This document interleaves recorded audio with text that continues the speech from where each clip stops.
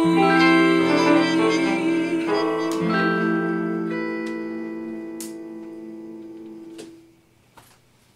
hey guys, it's Nikki Sayward of Local Shakes, and I'm co-hosting an interview with Jonathan Hochberg of Finger Licks Music Press.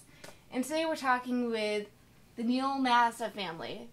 Neal Massa, Amanda Massa, Bob McMahon. Thank you. And Joe Massa. So if you guys maybe want to introduce yourselves and talk about the projects you're working on right now.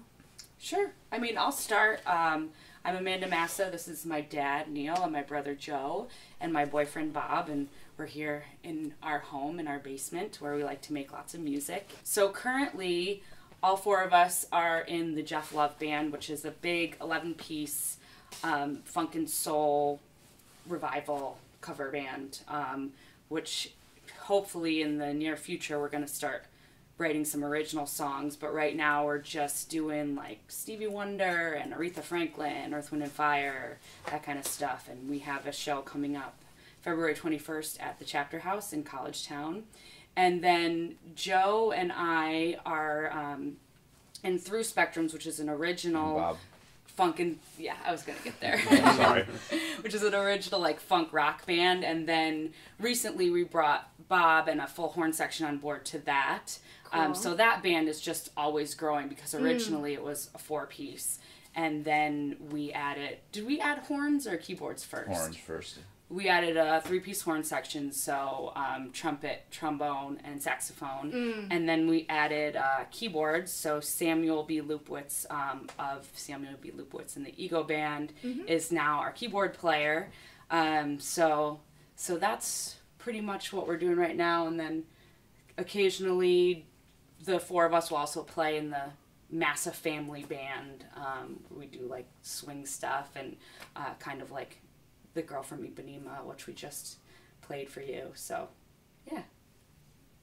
In addition to the 3 projects that Amanda mentioned, I'm starting something with a couple other people that these guys aren't going to be a part of. You know, so we sort of spread things out. And I've been a professional musician all my life, and when they were younger, I had to work in the day too. But now I'm back to just playing and teaching, and it's all encompassing and just a whole lot of fun. And it's really nice to get to this point in my life to just sort of pass it on and have this new generation carry the torch.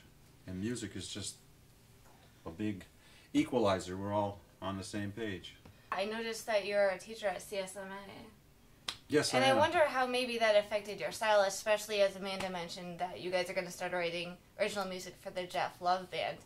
Is that maybe like as you teach others music, are you like, oh, this is affecting my songwriting or my composition style perhaps?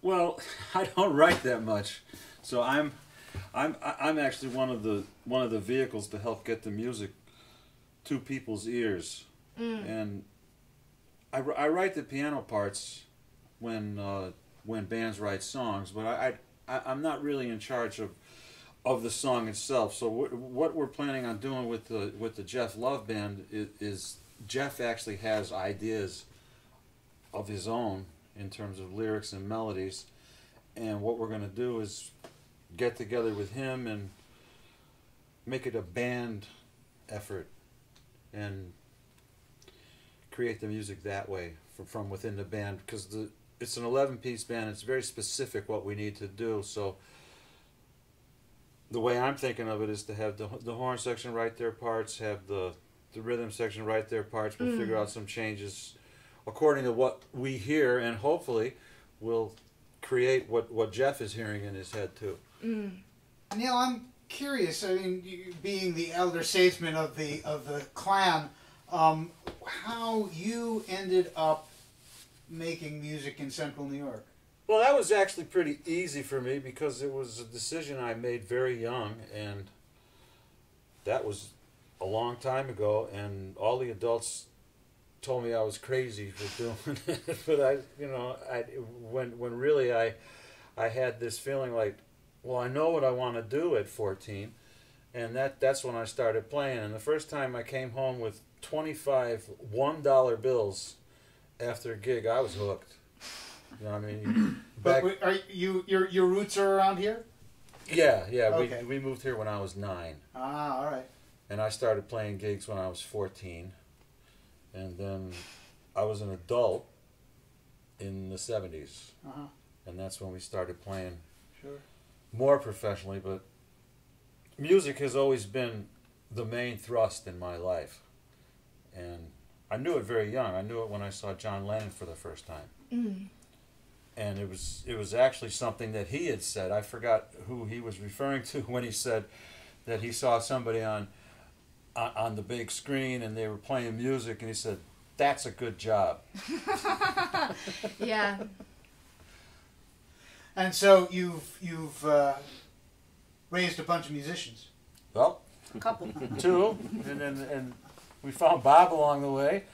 Yeah, I'd be curious to hear about the perspective that your dad was mentioning from your perspective, just being raised with that, and what was that like for you two?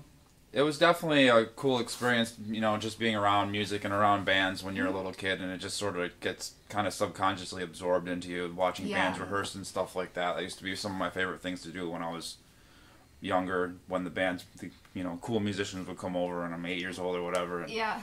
my mom would always make sure I had to go up with my earplugs in and stay and watch them for a little while and just sit in the chair and pay attention to what the drummer was doing or the guitar player, you know. So yeah, I think probably just sort of subconsciously noticing just things that go on in rehearsal and how bands interact and stuff like that was probably gave us a little bit of a head start in some ways. Mm. I think also for me, just remembering the types of music that we listened to as a family too. Like, I remember I think I was in kindergarten, all of the kids were asked who their favorite musician or artist or band was. And I don't even know who was popular then. It was like probably 1990 or 1991. And I said Marvin Gaye. And the teachers were kind of like, what? But that's just what we were raised with. You know, we were raised on Jimi Hendrix and Marvin Gaye, and like, you know, I would come home and I would hear Bill Evans or, you know, let's say, just a lot of different jazz and rock, the Beatles, of course, and just the music that we were raised on really shaped me to the music appreciator that I am today, or the types of music that I listen to today. So both as individual musicians, excuse me, and also all four of you as a group, how do those different influences change or affect how you guys come together in, like, either this is my style or this is my style in this band, and also maybe does it affect how you guys collaborate with each other? Like, we're gonna take this idea, but I like your idea from this influence that you have that I don't have. I think, especially when it comes to Through Spectrums, because that there's a lot more, obviously, writing in that band. And Joe and I have pretty similar tastes in music, but then we also have, like, little things that are a little bit different. Like, you know, some of the female vocalists that I listen to, like, say, Fiona Apple or Amy Winehouse or something like that. Like, I'll bring that to the table, whereas Joe will bring some of the stuff that some of his influences, like, I'd say Red Hot Chili Peppers or Mars Volta or something like that. Or, exactly. So, but then we also have the music interests that we share, such as Stevie Wonder, like Sharon Jones or Turquoise out of Brooklyn, or, you know, and so I think that it's a nice balance of the different inspirations that we have and the ones that are the same. So. Bob, I'm curious as to what it's been like. What was your background in music? I grew up in upstate New York, near Watertown, Carthage, New York, near Fort Drum, and there's not a lot of live music happening up there, but both of my brothers were musicians, and that's where I first heard the trumpet and fell in love with the trumpet. And so I moved down here about 11 years ago, and most of the playing I'd done before that was all big band jazz stuff. And I first met Neal at the ABC Cafe Jam Sessions in Ithaca. A friend had recommended. And then kind of fell into some rock bands in Cortland with some guys like Mark Ryan and Joe Bodden, and kind of went to a totally different style of music. And then when I happened to get the call from Neal to do a funk band, I was all for it. So that was a completely new project for me. We should mention, I think I mentioned the Jeff Love Band show at the Chapter House on February 21st, and then Through Spectrums is going to play a fundraiser for the St. Baldrick's Foundation. What's that? It's a charity for childhood cancer. Oh, wow. So, and that's put on every year by the guys in the band Space Train, and they're really great and really great guys. Their guitar player has like personal investment in it because I believe his dad passed away from cancer. So he organizes this every year. So this year it's going to be Through Spectrums, Samuel B. Lupowitz and the Ego Band, and Space Train at the Dock on March 14th. So that should be a really fun time. We just love to collaborate with those guys just because we all really like each other. Sam and the Ego Band and Through Spectrum share a lot of members. Yeah. So let's see: Sam, Joe, Will Siegel, the drummer. And then there's been people who played with both. Bob's played subbed for the Eagle Band before, and actually so has Dad once for a wedding gig with them. So Yeah, I thought when I was looking at some of the videos from the various bands that I noticed like similar rhythms and such. And well, does this come from a common interest, or does this just come from like 4/4 time? Well, Duke Ellington once was asked what his greatest inspiration was, and he said, a deadline. Yeah. So it kind of works that way in regards when people can't make gigs and we have to sub, and everybody knows each other from these 3 or 4 bands or more, and we can kind of fill in for one another. Sam has actually played bass for us once for the Jeff Love Band, and so now he knows that material. And I played bass for the Ego Band, and Bob has played with the Ego Band, and it just sort of one hand washes the other. Just sort of try to get things so that we can all make all the gigs, and we got all the people on the bandstand that we need. I think it also has to do with like the fact that we all really like each other and we're friends, and that wouldn't. I mean, everybody can play too. Like you wouldn't just like get your friend on a gig who couldn't play, you know. So there has to be talent too. But I think that really helps in cohesion and just being able to have fun together on the bandstand, because I feel like that's really important, and putting on a good show is just to genuinely enjoy making music together. Yeah, an audience member can almost like hear the bond. Yeah. A couple weeks ago we had a party here, and we just invited all of our musician friends that we could think of, and we just had a jam session, and it was just